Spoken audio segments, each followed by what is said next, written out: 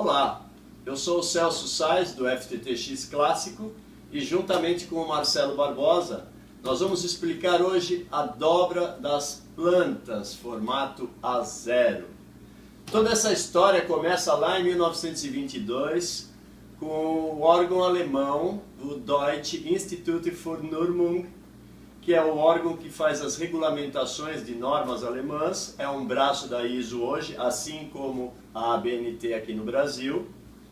E, obviamente, houve toda uma modificação e uma implementação, uma melhoria por parte da ISO. Quem vai contar essa história toda é o Marcelo Barbosa daqui a pouco. No que é que se baseia? Nós temos aqui uma planta em formato A0, as dimensões delas são 1189 milímetros por 841 milímetros. Lembrando que a área do desenho ela é um pouco menor. Nós vamos ter do lado direito da planta, no lado superior e no lado inferior, uma margem de 10 milímetros. E do lado esquerdo, uma margem de 25 milímetros. Essa é a área do desenho. Nós não vamos explicar nesse vídeo as composições de posicionamento de desenho, legendas e tudo mais. Nós vamos explicar só a dobra. Por enquanto eu vou fazer as marcações e os vincos para que a gente explique a dobra. Enquanto eu faço essas marcações e os vincos, o Marcelo Barbosa vai contar a história da normatização para a dobra das plantas. Vamos lá.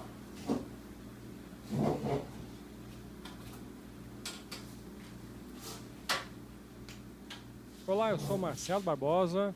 Como o Celso já me apresentou, eu sou cofundador do FTTX Clássico, fundador da Clares Treinamentos. Hoje vamos falar um pouquinho sobre o papel para desenho técnico.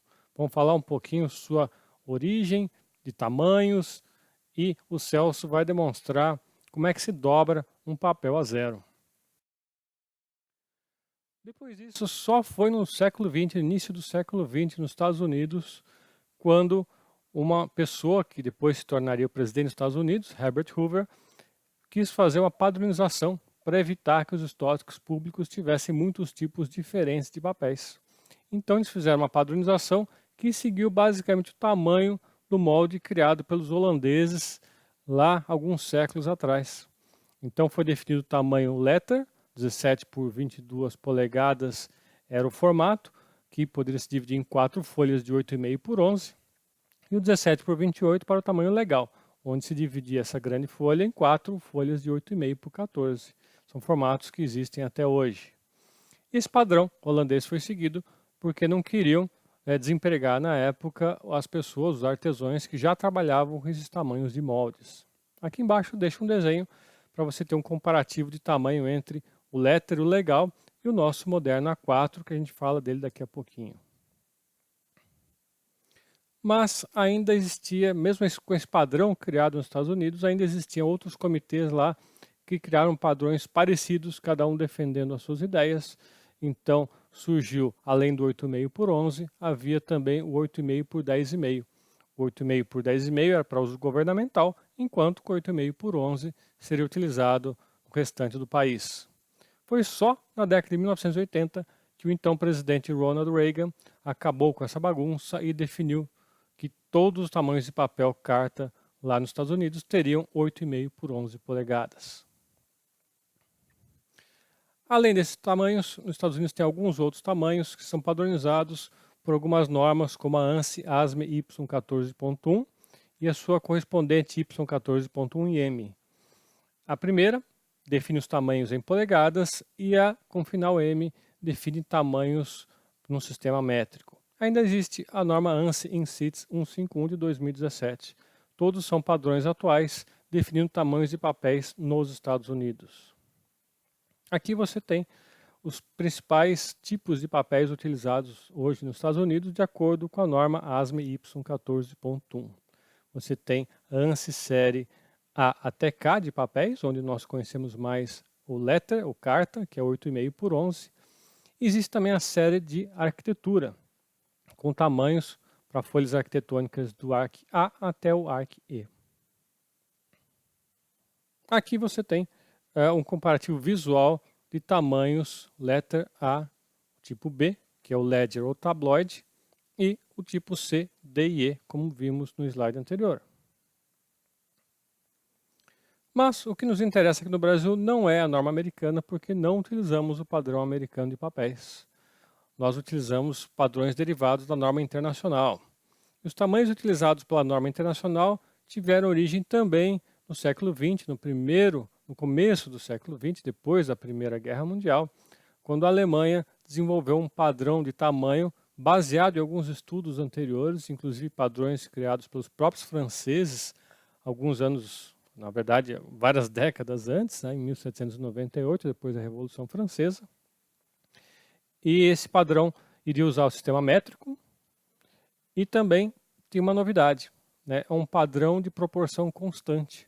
O que significa isso? Significa que você pega uma folha utilizando essa norma e divide essa folha no meio, as duas folhas resultantes vão ter a mesma proporção que a folha original.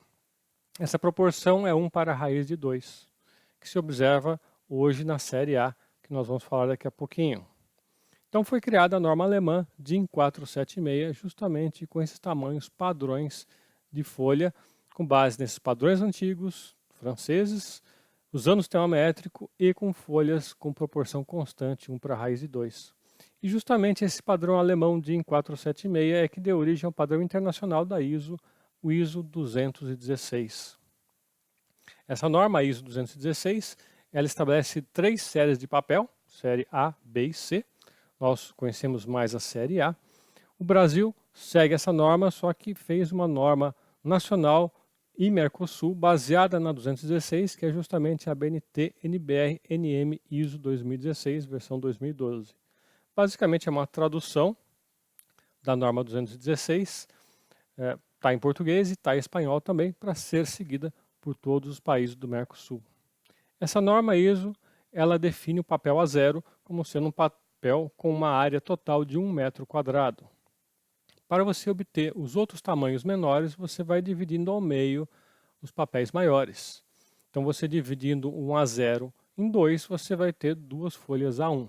Se você pega uma folha A1, dividido em 2, você vai ter 2 folhas A2. As dimensões exatas da série A e também da série B e C estão nesta tabela. Existem tamanhos estendidos, que são o duplo A0 e o quádruplo A0, mas para desenhos técnicos, normalmente o pessoal começa no A0. Você pode ver que o A4, que é a nossa folha mais comum que utilizamos em impressoras, por exemplo, ela é a quarta da série, depois da A0. Você dividir A0 ao meio 4 vezes, você vai ter a A4, que tem o tamanho 210 por 297. Aqui, visualmente, o que seria o A0, que seria o papel com 1 metro quadrado, dividindo ao meio você vai ter A1, divide novamente A2, divide A3, divide A4 e assim por diante. E finalmente, temos a norma nacional NBR 16752, que é uma norma muito nova, foi publicada este ano, que define o tamanho do papel com base na ISO 216, mas também define o conteúdo dos desenhos técnicos, o layout e dá a sugestão de como você dobra uma folha de desenho técnico com padrão da série A para ser arquivado ou colocado em uma pasta. Essa norma ela já substituiu algumas que já falavam algumas dessas coisas antigamente, como a NBR 13142, a 10068 e a 10582.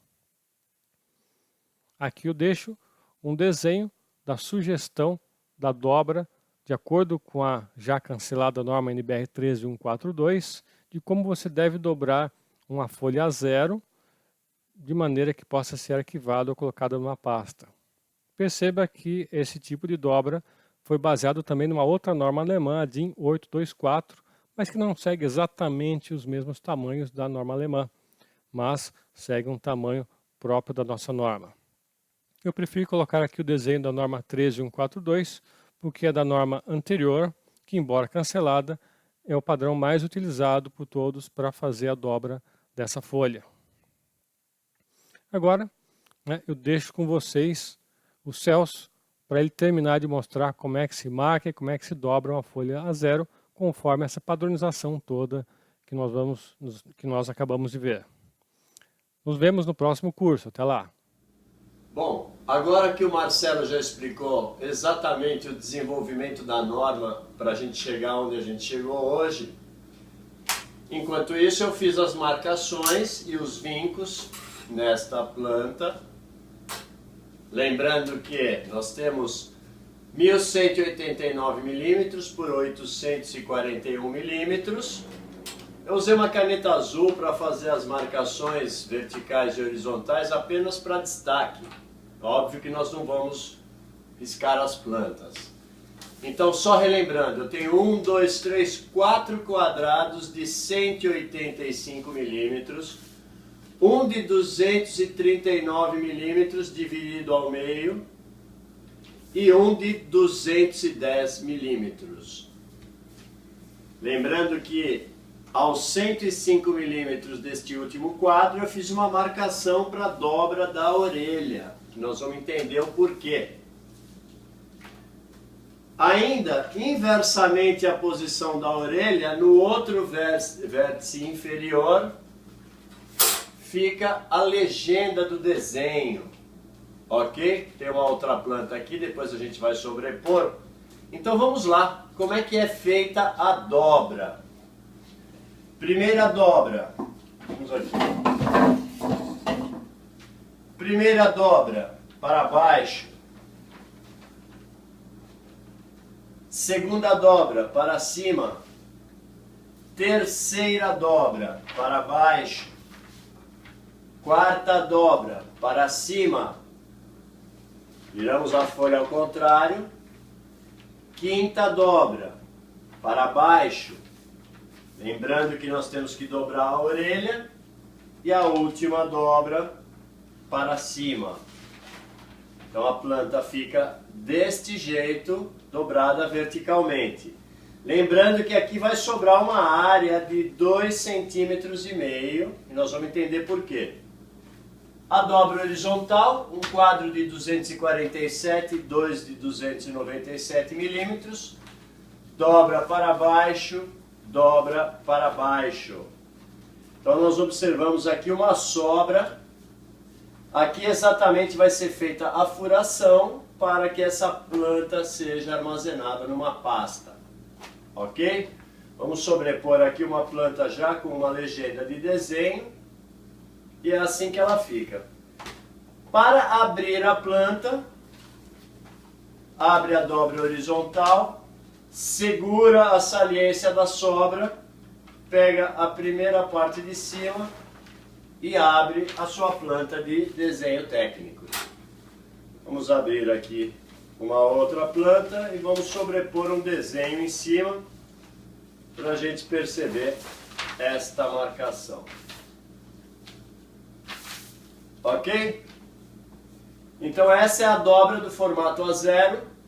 Fiquem ligados porque este ano o FTTX Clássico tem muita novidade. Em fevereiro agora sai as agendas dos cursos de projetista Outside Plant, projetista PON ou de circuitos ópticos e projetista de equipamentos para o Head-End. Tudo isso para projetos de FTTX. Inscreva-se no nosso canal no YouTube, acompanhe as nossas publicações e aguardo vocês nos cursos. Até lá!